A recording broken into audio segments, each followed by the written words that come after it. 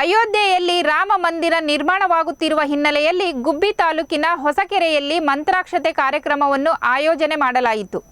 ಸುತ್ತಮುತ್ತಲಿನ ರಾಮನ ಭಕ್ತರು ಮಂತ್ರಾಕ್ಷತೆ ಕಾರ್ಯಕ್ರಮದಲ್ಲಿ ಭಾಗವಹಿಸಿ ರಾಮನ ಜಪದೊಂದಿಗೆ ಮೆರವಣಿಗೆಯಲ್ಲಿ ಸಾಗಿದರು.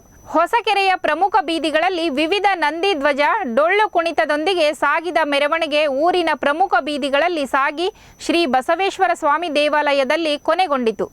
ಆರತಿ ಹೊತ್ತ ಮಹಿಳೆಯರು ರಾಮನ ಮೆರವಣಿಗೆಯಲ್ಲಿ ಸಾಗಿದ್ದು ವಿಶೇಷವಾಗಿತ್ತು. ಕಾರ್ಯಕ್ರಮಕ್ಕೆ ತೇವಡೆಹಳ್ಳಿ ಮಠದ ಶ್ರೀ ಗೋಸಲ ಚೆನ್ನಬಸವೇಶ್ವರ ಸ್ವಾಮಿಗಳು ಮಂತ್ರಾಕ್ಷತೆಗೆ ಪೂಜೆ ಸಲ್ಲಿಸಿ ಚಾಲನೆ ನೀಡಿದರು.